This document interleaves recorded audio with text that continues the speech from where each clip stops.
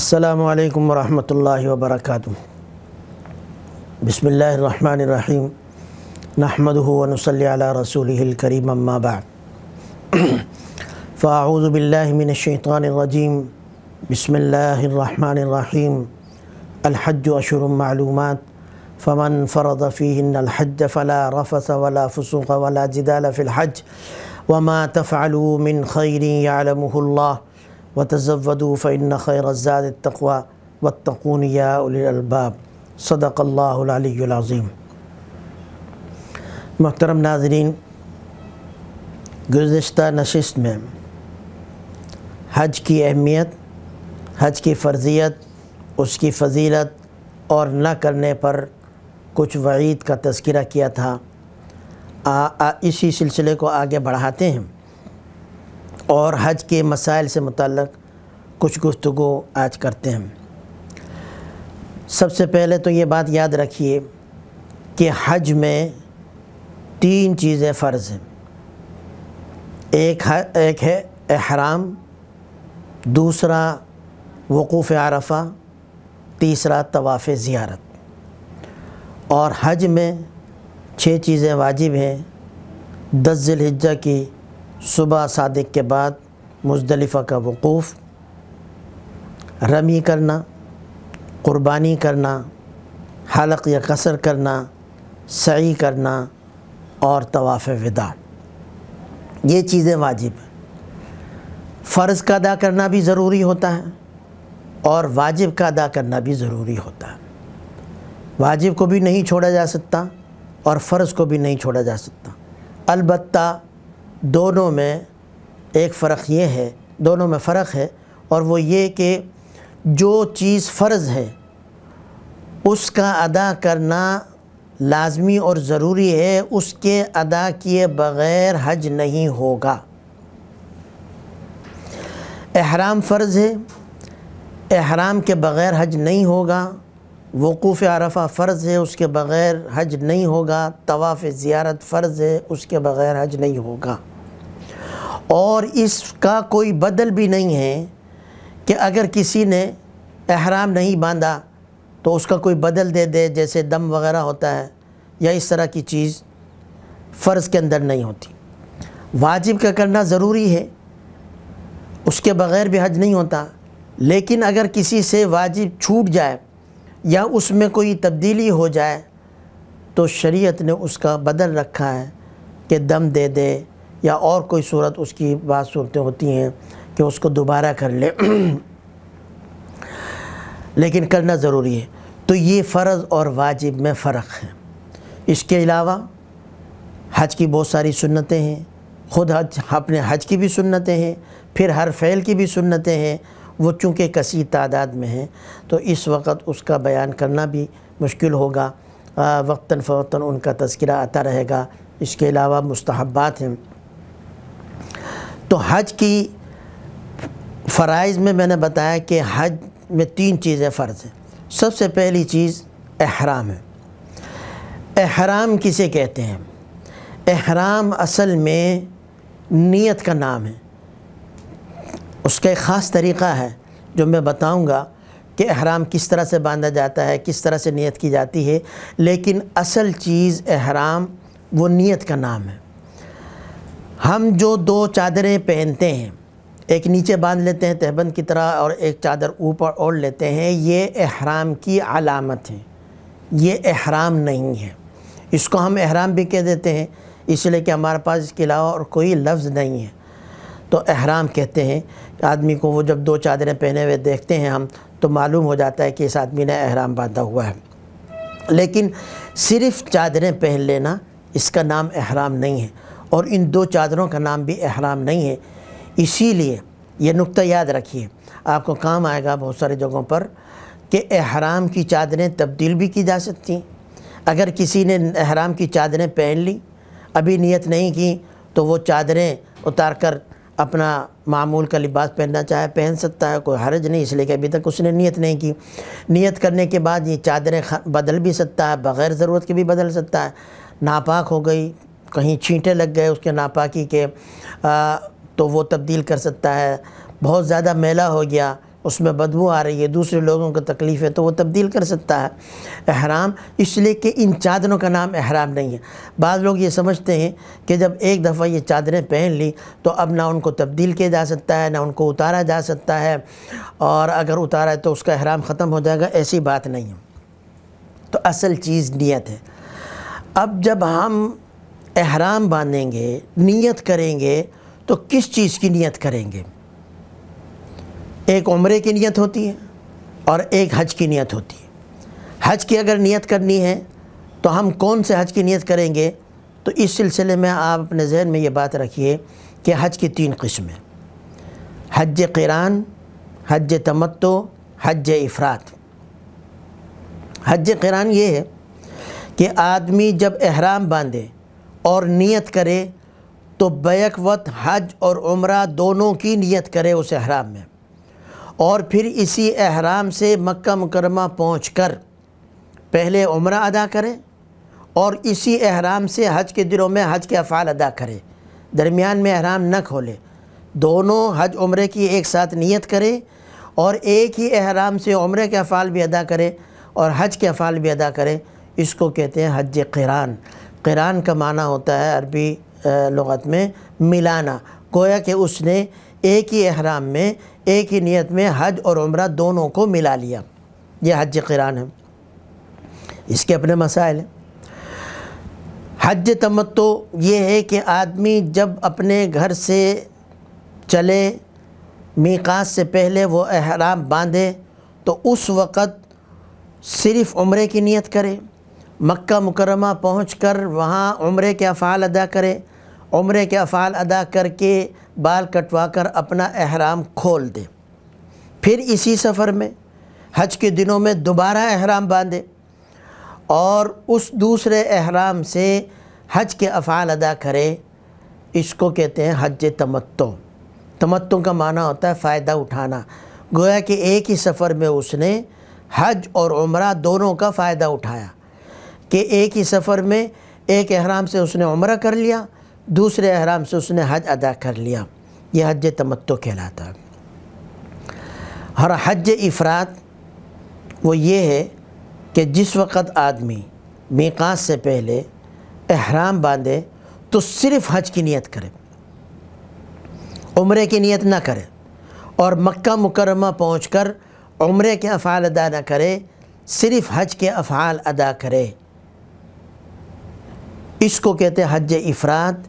افراد کا معنی ہوتا ہے اکیلا، گویا کہ اس نے اپنے احرام میں صرف ایک عبادت کی، حج، عمرے کی عبادت اس میں نہیں ملائی، اس کو کہتے ہیں حج افراد۔ تو جو آدمی حج پر جا رہے ہیں ان کو اجازت اور اختیار ہے، قران کی نیت کریں، افراد کی نیت کریں، تمتع کی نیت کریں، ان کو اختیار ہے۔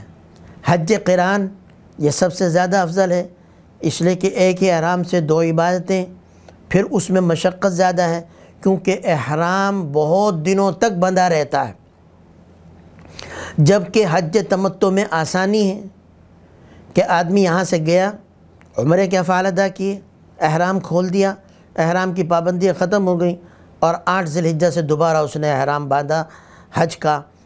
تو عام طور پر آج کل ایک دن عمرے کا احرام بندھا رہتا ہے، کیونکہ آدمی یہاں سے جاتا ہے، چند گھنٹے سفر کے ہوتے ہیں، اور اس کے بعد پھر وہ مکہ مکرمہ پہنچا، اس میں بھی چند گھنٹے لگتے ہیں، پھر وہ اسی دن اسی رات یا دوسرے دن وہ عمرے کے افعال ادا کر لیتا ہے، تو بہت زیادہ ایک دن یا ایک دن سے تھوڑا سا زیادہ عرصہ لگتا ہے، ورنہ ایک دن سے کم میں ہی اس کا احرام کھل جاتا ہے۔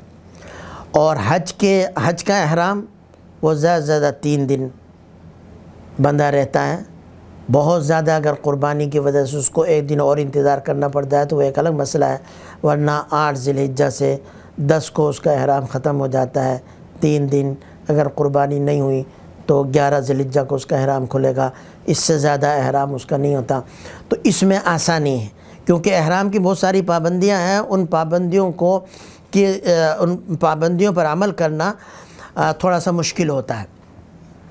حج افراد اس میں ایک ہی عبادت ہوتی ہے، اس میں بھی جو لوگ پہلے چلے جاتے ہیں تو ان کا احرام بندھا رہتا ہے کیونکہ جب تک حج کے افعال وہ ادا نہیں کرے گا 10 ذی الحجہ تک اس کا احرام بندھا رہے گا، تو اس میں بھی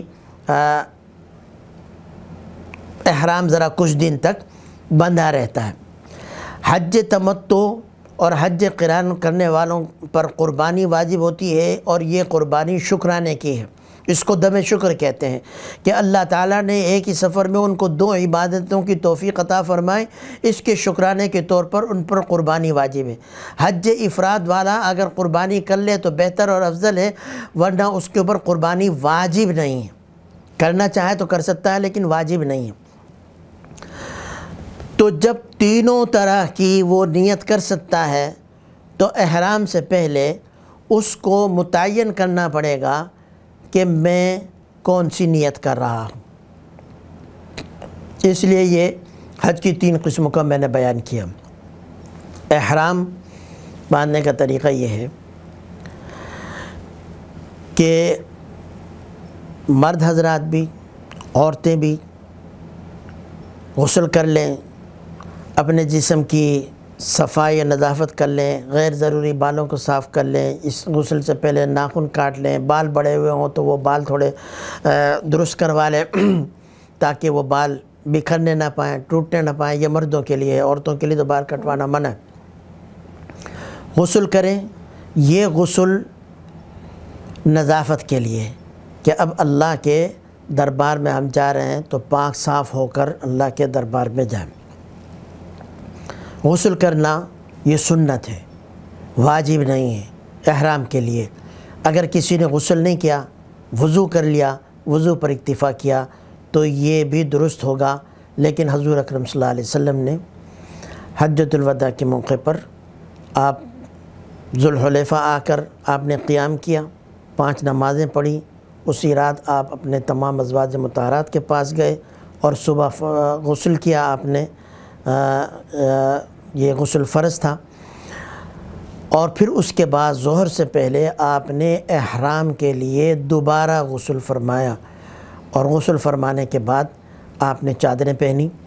تو مرد حضرات بھی اور عورتیں بھی غسل کر لیں، اور اس کے بعد مرد 2 چادریں پہن لیں، ایک نیچے تہبند کی طرح باندھ لیں اور ایک اوپر اوڑھ لیں۔ بہت سارے حضرات کو ان چادر پہننے کی عادت نہیں ہوتی، تو ان کو چاہیے کہ احرام باندھنے کی جو بھی اس کے 2-3 طریقے ہیں، پہلے سے گھر میں مشق کر لیں اس کی، تاکہ عین وقت پر پریشانی نہ ہو۔ تو مشق کر لیں گے احرام باندھنے کی، چادر باندھنے کی، خصوصاً نیچے، تو ان کے لیے آسانی ہو جائے گی۔ تو مرد حضرات غسل کے بعد یہ 2 چادریں پہن لیں، عورتیں اپنے معمول کے کپڑے ہی پہن لیں، اور اسی میں وہ احرام کی نیت کریں گی۔ عورتوں کے لیے احرام کا کوئی خاص لباس نہیں ہے، کوئی خاص رنگ نہیں ہے، جو اس کے پہننے کے کپڑے ہیں انہی میں وہ احرام کی نیت کرے گی۔ مردوں کے لیے یہ خاص لباس ہے، 2 چادریں، اگر اس میں سفید چادروں کا ہونا زیادہ افضل اور بہتر ہے، کسی اور رنگ کی بھی ہوں گی تو وہ چل جائیں گی، اس میں بھی احرام درست ہو جائے گا، لیکن سفید چادریں یہ زیادہ بہتر ہیں، علماء نے یہی لکھا۔ 2 چادریں پہن لیں، ابھی 2 رکعت نماز پڑھنے سے پہلے جسم پر خوشبو لگانا یہ سنت ہے۔ ایسی خوشبو کوشش کریں کہ جس کا جسم نہ ہو۔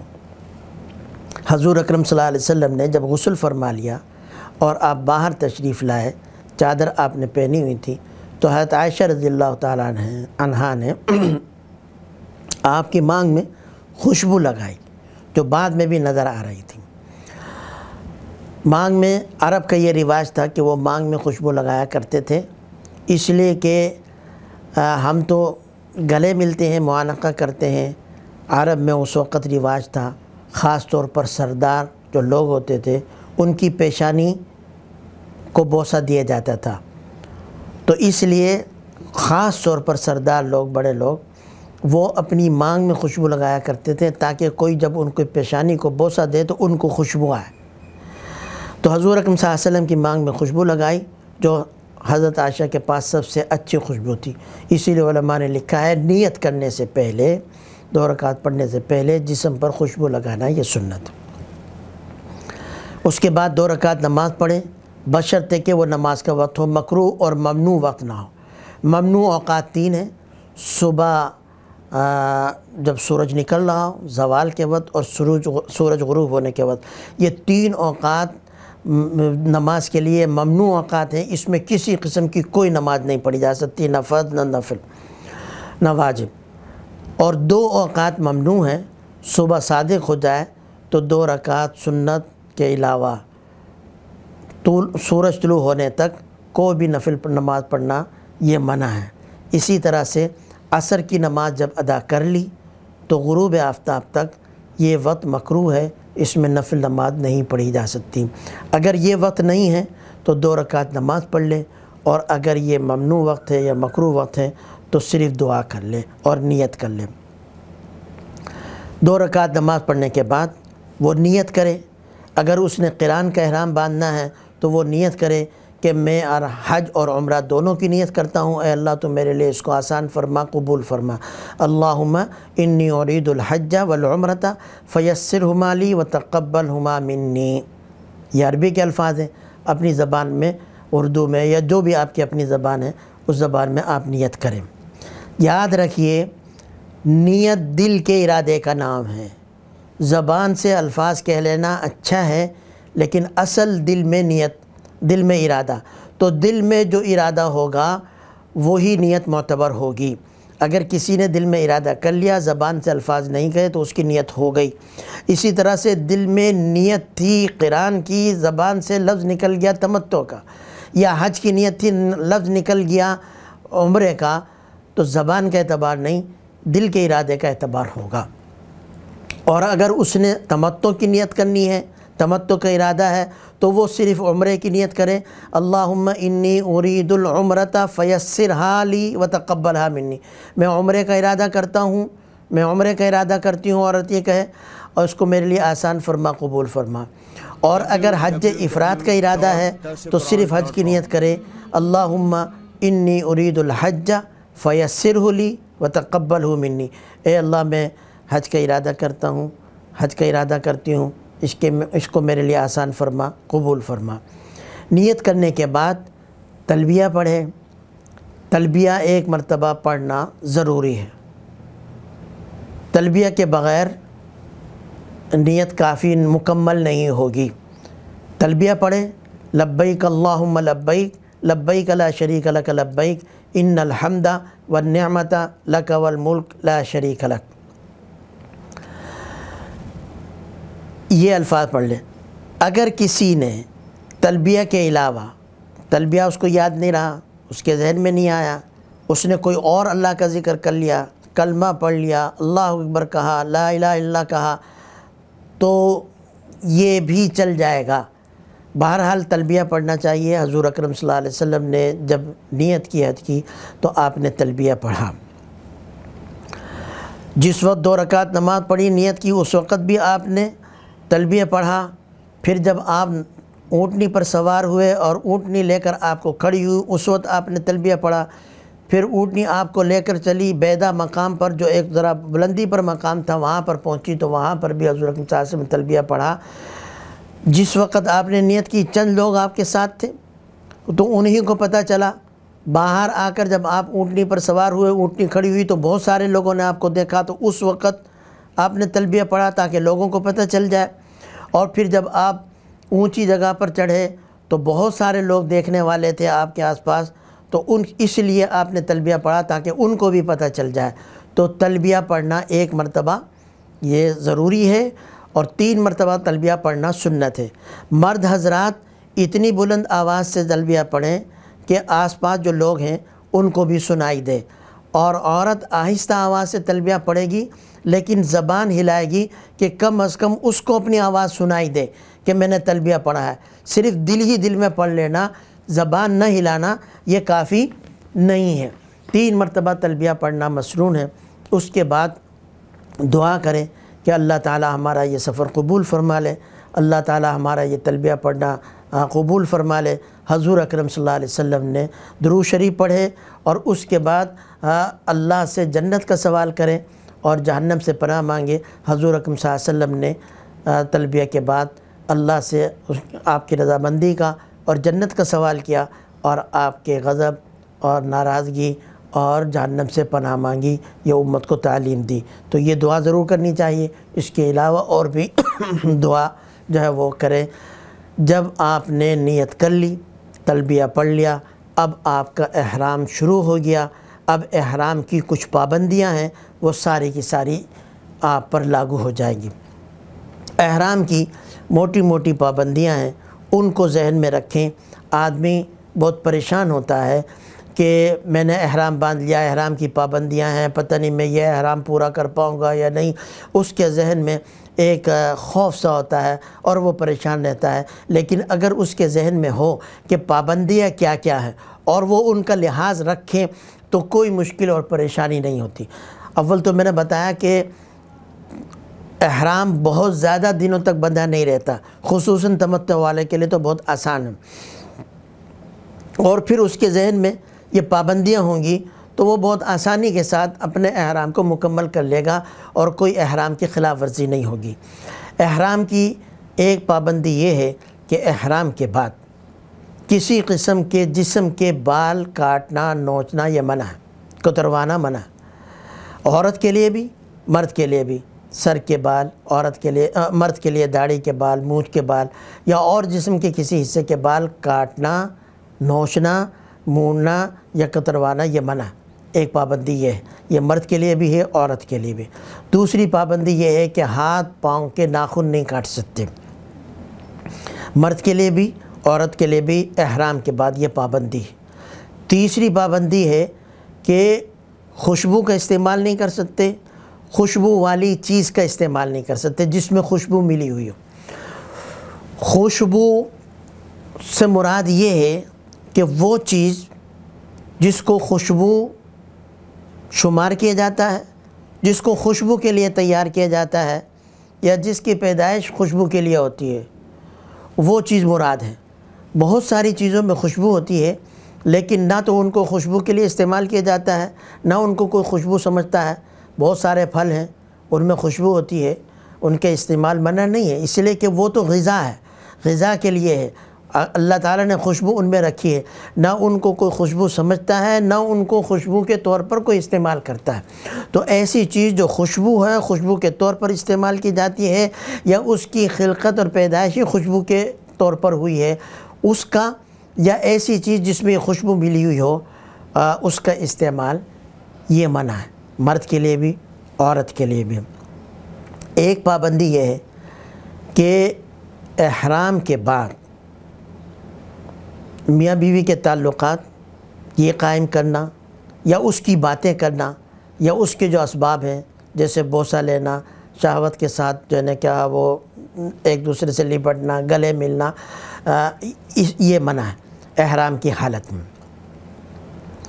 یہ وہ پابندیاں ہیں جو مرد کے لیے بھی ہیں، عورتوں کے لیے بھی ہیں۔ ایک پابندی مرد کے لیے یہ ہے کہ احرام کے بعد وہ اپنا سر اور چہرہ کھلا رکھے گا، کسی چیز کو چہرے سے کسی چیز سے چہرے کو اور سر کو جو ہے وہ نہیں ڈھانپے گا، اس طرح سے کہ سر پر کپڑا لگے، چہرے پر کپڑا لگے۔ عورت کے لیے یہ ہے کہ وہ اپنا سر تو ڈھانپ کر رکھے گی، البتہ چہرہ جو ہے وہ نہیں ڈھانپے گی، یعنی اس طرح سے کہ چہرے پر کپڑا نہ لگے۔ یہ عورت کے لیے ہے۔ یہاں پر ایک بات یاد رکھیے کہ عورت کے لیے جہاں یہ حکم ہے کہ چہرے پر کپڑا نہ لگے، چہرہ اس کا کھلا رہے، وہاں پر پردے کا بھی اس کو حکم ہے، خصوصاً حج کے سفر میں جہاں اختلاط بہت زیادہ ہوتا ہے، مرد بھی سامنے ہوتے ہیں، طواف کے اندر، سفر کے اندر، بس کے اندر، ہوائی جہاز کے اندر، راستے میں، ہر جگہ تو عورت کو پردہ کرنا چاہیے۔ یہاں پر تو فتنے کا اندیشہ زیادہ ہے، اس لیے ایسی تدبیر اختیار کرنی چاہیے کہ چہرے پر کپڑا بھی نہ لگے اور پردہ بھی ہو جائے۔ خود حضرت عائشہ رضی اللہ تعالیٰ عنہ فرماتی ہیں کہ ہم حضور اکرم صلی اللہ علیہ وسلم کے ساتھ حج کے لیے گئے تو جب سامنے کوئی نہیں ہوتا تھا تو ہم اپنا چہرہ کھلا رکھتے تھے، اور جب کوئی سامنے آتا تھا نامحرم تو ہم اپنے چہرے پر کوئی آڑ کر لیا کرتے تھے، ہاتھ سے یا کوئی چیز ایسی ہے، کوئی گتا ہے، کوئی پنکھا ہے، یا حضرت عائشہ رضی اللہ تعالیٰ عنہ کے سامنے کسی خاتون نے یہ بیان کیا کہ فلاں عورت یہ کہتی ہے کہ عورت کو اپنا چہرہ کھلا رکھنا چاہیے، اس کو حج کے احرام کی حالت میں پردے کی ضرورت نہیں۔ تو حضرت عائشہ نے فرمایا کہ وہ صحیح نہیں کہتی ہے، وہ غلط کہتی ہے۔ تو اس عورت کو تعجب ہوا کہ یہ کیسے ہو سکتا ہے کہ چہرہ بھی کھلا رہے اور پردہ بھی ہو۔ تو حضرت عائشہ رضی اللہ تعالیٰ نے اپنا سر جھکایا اور جو چادر تھی یا دوپٹہ تھا اس کو سر پر ڈال لیا، کہا کہ اس طرح سے پردہ کرے۔ اگر سر جھکا ہو اور چادر ڈال لی جائے تو وہ چادر چہرے پر نہیں لگے گی۔ تو مطلب یہ ہے کہ کوئی بھی ایسا انداز اور طریقہ اختیار کرے کہ پردہ بھی ہو جائے اور کپڑا بھی چہرے پر نہ لگے۔ عورتوں کو اس کا اہتمام کرنا چاہیے، خصوصاً سفر کے حد میں۔ عورتیں یہ سمجھتی ہیں کہ سفر کے حد میں تو پردہ ہے نہیں، اور وہ جتنے بھی حج کے سفر میں ان کے ساتھ ہوتے ہیں ان سب کو اپنا بھائی سمجھتی ہیں، اور وہ سمجھتی ہیں کہ بس اب ان سے تو کوئی پردہ نہیں اور یہ ہمارا محرم ہی کی طرح ہے۔ یہ غلط ہے، پردہ کرنا چاہیے۔ عورت چہرہ کھلا رکھے گی، سر ڈھانپے گی۔ اس میں ایک بات یہ بھی سامنے رکھیں کہ چہرہ کسے کہتے ہیں؟ چہرہ کہتے ہیں جب دو آدمی آمنے سامنے ہوں تو اس وقت جو چیز آمنے سامنے ہوتی ہے اس کو کہتے ہیں چہرہ۔ مواجہہ، آمنے سامنے کسی چیز کا ہونا، اور اس کی حدود یہ ہے کہ پیشانی سے لے کر تھوڑی تک، ایک کان کی لو سے دوسرے کان کی لو تک، یہ چہرہ ہے۔ تو کان یہ پردے میں آئیں گے، بہت ساری عورتیں کان کھلا رکھتی ہیں، اور پیشانی کھلی رہنی چاہیے۔ بہت ساری عورتیں اس طرح سے پردہ کرتی ہیں یا نقاب پہنتی ہیں یا جو رومال سر پر باندھتی ہیں وہ پیشانی پر ہوتا ہے۔ پیشانی پر کپڑا نہیں لگنا چاہیے، پیشانی کھلی ہونی چاہیے، اور کان البتہ ڈھکے ہوئے ہونے چاہیے۔ یہ ہے چہرہ۔ تو چہرہ کھلا ہونا چاہیے عورت کے لیے، مرد کے لیے کہ چہرہ اور سر یہ دونوں کھلے ہوئے ہوں۔ مرد کے لیے ایک پابندی یہ ہے کہ وہ احرام کے بعد کسی بھی قسم کا سلا ہوا کپڑا نہیں پہن سکتا۔ قمیص، شلوار، بنیان، انڈرویئر یا اس طرح کی کوئی بھی چیز، کوٹ، پتلون، شیروانی، کوئی بھی سلا ہوا کپڑا وہ نہیں پہن سکتا۔ یہ مرد کے لیے پابندی ہے، عورت کے لیے یہ پابندی نہیں ہے۔ عورت تو سلے ہوئے کپڑے ہی پہنے گی۔ اس کے لیے چادر پہننا یہ منع ہے کہ اس میں سطر صحیح طرح سے جو نہیں چکتا، تو وہ تو سلے ہوئے کپڑے ہی پہنے گی، جیسے بتایا کہ وہ اپنے معمول کے کپڑوں میں اس کی نیت کرے گی۔ مرد کے لیے ایک پابندی یہ ہے کہ وہ اس طرح کا جوتا، چپل پہنے کہ پاؤں کی یہ جو درمیان میں ابھری ہوئی ہڈی ہے وہ بھی کھلی رہے اور ٹخنے یہ بھی کھلے رہیں۔ اس لیے وہ کوئی موزہ نہیں پہن سکتا، وہ دستانے نہیں پہن سکتا کیونکہ وہ سلی ہوئی چیز ہے، اور کوئی ایسا جوتا نہیں پہن سکتا جس سے وہ ابھری ہوئی ہڈی یا ٹخنے چھوٹ جائیں۔ ہاں کوئی ایسا جوتا ہے کہ جس میں یہ چیز نہیں چھپتی، کھلی رہتی ہے، تو وہ جوتا بھی پہن سکتا ہے۔ کوئی ہوائی چپل پہننا، دو پٹی والی چپل پہننا یہ ضروری نہیں ہے، البتہ ایسی چپل، ایسا سینڈل اور ایسا جوتا کہ جس سے یہ ابھری ہوئی ہڈی سے لے کر اوپر تک پاؤں کھلا رہے اور ٹخنے بھی کھلا رہے، یہ مرد کے لیے پابندی ہے، عورت کے لیے پابندی نہیں۔ عورت کسی قسم کا جوتا پہن سکتی ہے، عورت موزے پہن سکتی ہے، عورت دستانے پہن سکتی ہے، اگرچہ علماء نے لکھا کہ دستانے پہننا اس کے لیے زیادہ بہتر نہیں ہے، لیکن پہن سکتی ہے۔ اگر کسی عورت نے یہ پہن لیے تو اس کے احرام میں کوئی فرق نہیں پڑے گا۔ یہ احرام کی موٹی موٹی پابندیاں تھیں جو آپ کے سامنے ذکر کی۔ اگر یہ چیزیں ذہن میں ہوں تو احرام کو پورا کرنا بہت آسان ہو جائے گا۔ صرف تھوڑی سی توجہ کی ضرورت ہوتی ہے۔ غلطی کہاں ہوتی ہے؟ تھوڑی سی لاپرواہی کی وجہ سے۔ مثال کے طور پر آپ جہاز میں بیٹھے ہیں، احرام آپ نے باندھ لیا، نیت کر لی، کھانا آیا، کھانے کے ساتھ عام طور پر وہ ایک ٹیشو دیتے ہیں جس میں وہ خوشبو لگی ہوتی ہے ہاتھ صاف کرنے کے لیے، تو آدمی بے دھیانی میں کھانے کے بعد اس نے وہ ٹیشو پیپر نکالا اور اس سے ہاتھ صاف کر لیا، وہ خوشبو والا ہے، یہ منع ہے۔ باتھ روم میں گیا، وہاں پر صابن رکھا ہے یا کوئی ہینڈ واش رکھا ہے، اس میں عموماً خوشبو ہوتی ہے، وہ استعمال کر لیا۔ تو اس طرح سے ایک آدمی میرے ساتھ بھی اس طرح سے ہوا، میں نے احرام باندھا ہوا عمرے کا اور میں حرم میں بیٹھا ہوا ہوں، وہاں لوگوں کی عادت ہوتی ہے، جیب میں خوشبو ہوتی ہے اور وہ آس پاس جو لوگ بیٹھے ہیں ان کو بھی لگاتے ہیں، تو مجھے بھی اس نے لگانے کے لیے دی، میں نے ہاتھ بڑھایا لیکن فوراً یاد آیا کہ بھائی میں تو احرام میں ہوں۔ تو یہ کچھ بے دھیانی ہوتی ہے جس کی وجہ سے آدمی یہ ارتکاب کر بیٹھتا ہے، یا بستر پر سویا یا بس میں بیٹھا، جہاز میں بیٹھا، وہاں ایسی چلا ہوا ہے، سردی لگی اور اس نے جو ہے کیا وہ چادر اپنے سر پر ڈال لی، اپنے چہرے پر ڈال لی، تو سر ڈھانپ لیا، تو اس طرح کی بے احتیاطی ہو جاتی ہے۔ اگر آدمی تھوڑی سی احتیاط کرے تو ان پابندیوں کو پورا کرنا کوئی مشکل نہیں ہے۔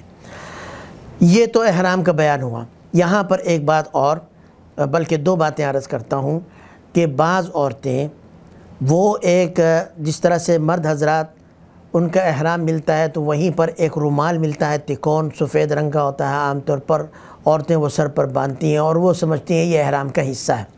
یہ رومال باندھنا یہ احرام کا حصہ نہیں ہے، یہ صرف احتیاطاً باندھا جاتا ہے کہ سر ننگا نہ ہو اور بال ادھر ادھر نہ بکھرنے پائیں تاکہ بال نہ ٹوٹیں، تو اس لیے وہ باندھ لیا جاتا ہے۔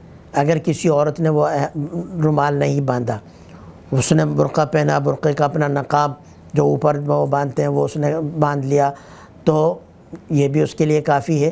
بس یہ ہے کہ سر ڈھکا رہے، سر ننگا نہ ہو، اس کا اہتمام کریں۔ کسی نے اگر وہ رومال باندھا تھا اور وہ کھول دیا تو اس کی وجہ سے اس کے احرام میں کوئی فرق نہیں پڑے گا۔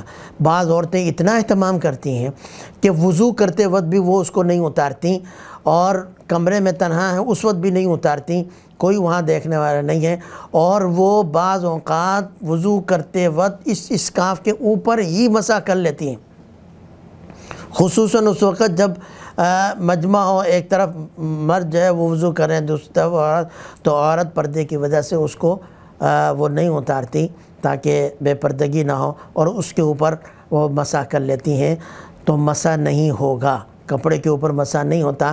اگر ایسے ہی احتیاط کرنی ہے تو اس کے اندر ہاتھ ڈال کر وہ مسح کرے، ورنہ وضو نہیں ہوگا۔ جب وضو نہیں ہوا اس کا طواف بھی نہیں ہوگا، اس کی دیگر عبادات جو میں وضو کرنا ضروری ہے وہ بھی ادا نہیں ہوگی۔ ایک بات تو یہ۔ دوسری بات یہ ہے کہ جس وقت احرام باندھا جا رہا ہے ممکن ہے اس وقت بعض عورتیں عذر سے ہوں اور وہ پاکی کی حالت میں نہ ہوں۔ یہ عورتیں بڑی پریشان ہوتی ہیں کہ اب ہم کیا کریں، کوئی دوائیاں کھانا شروع کر دی ہیں، کوئی بہت آسان ہے، وہ عورتیں غسل کر لیں۔ یہ غسل پاکی کے لیے نہیں ہوگا، یہ نظافت اور صفائی کے لیے ہوگا۔ اس کے بعد وہ 2 رکعت نماز نہ پڑھیں کیونکہ ایسی حالت میں نماز پڑھنا منع ہے، البتہ وہ نیت کر لیں، نیت کرنے کے بعد تلبیہ پڑھیں، تلبیہ کے بعد اپنی دعا کریں، ان کا احرام ہو گیا۔ اس حالت میں عمرے کی احرام کی نیت کی جا سکتی ہے، احرام باندھا جا سکتا ہے، حج یا عمرہ جو بھی ہے اس کی نیت کی جا سکتی ہے، تلبیہ بھی پڑھا جا سکتا ہے، ایسی حالت میں تلبیہ پڑھنا منع نہیں ہے، دعا پڑھی جا سکتی ہے، دعا پڑھنا منع نہیں ہے، حتیٰ کہ وہ دعائیں جو قرآنی دعائیں کہلاتی ہیں جیسے ربنا آتنا فی الدنیا حسنہ، یہ دعا بطور دعا کے پڑھنا ان کو اس کی اجازت ہے۔ ہاں قرآن کی تلاوت کی نیت سے وہ یہ دعا نہیں پڑھ سکتی، دعا کی نیت سے یہ وہ پڑھ سکتی ہیں، تو ان کے لیے کوئی ایسی پریشانی نہیں ہے، وہ اسی حالت میں نیت کر لیں گی۔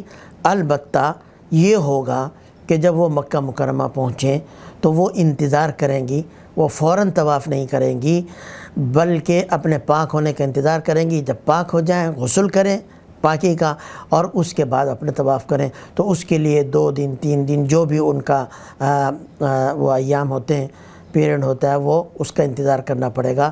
کوئی ان کے لیے مشکل نہیں ہے اور وہ ساری دعائیں بھی پڑھ سکتی ہیں، درود شریف بھی پڑھ سکتی ہیں۔ تو یہ ہے احرام کا طریقہ، احرام کی پابندیاں۔ بچے اگر ہوں نابالغ تو ان کا احرام بھی اسی طرح سے ہوگا، ان کو ان کے جو بڑے ان کے ساتھ ہیں وہ ان کو غسل کروا لیں، احرام ان کو چادر پہنا دیں، اس کے بعد ان کو کہیں 2 رکعت پڑھ لیں اور پھر اپنی نگرانی میں ان کو نیت کروا لیں، ان کا بھی احرام ہو جائے گا۔ بچوں کو بھی، خصوصاً وہ بچے جو سمجھدار ہیں اگرچہ وہ بالغ نہیں ہوئے، ان احرام کی تمام پابندیاں ان کو بھی کرنی چاہیے، لیکن اگر کسی بچے سے جو نابالغ ہے احرام کی کوئی خلاف ورزی ہو گئی تو اس کے اوپر کوئی جرمانہ نہیں ہے، کوئی دم نہیں ہے اور کوئی جنایت اس کے اوپر نہیں ہوگی۔ یہ احرام کا میں نے طریقہ بتایا۔ عام طور پر ہمارے یہاں سے جو حجاج جاتے ہیں، خصوصاً وہ لوگ جو بہت پہلے سے چلے جاتے ہیں، وہ تمتع کی نیت کرتے ہیں کیونکہ اس میں ان کے لیے آسانی ہے۔ تو انشاءاللہ اب تمتع میں چونکہ سب سے پہلے عمرہ ہوتا ہے تو عمرے کا بیان کروں گا۔ عمرے میں 4 چیزیں ضروری ہیں، ایک احرام، دوسرا طواف، تیسرا سعی، چوتھا بال کٹوانا، حلق یا قصر۔ ان میں سے 2 پہلی چیزیں فرض ہیں، احرام اور طواف، دوسری 2 چیزیں سعی اور حلق یہ واجب ہے۔ اس کا بیان انشاءاللہ آئندہ نشست میں ہوگا۔ عمرے کا پورا طریقہ بتایا جائے گا۔ احرام کا میں نے بتا دیا، آگے طواف، سعی، حلق اور قصر کے احکام انشاءاللہ اگلی نشست میں بیان ہوں گے۔ زندگی رہی تو پھر ملاقات ہوگی۔ سبحانک اللہم و بحمدک، نشہد ان لا الہ الا انت، نستغفرک و نتوب الیک۔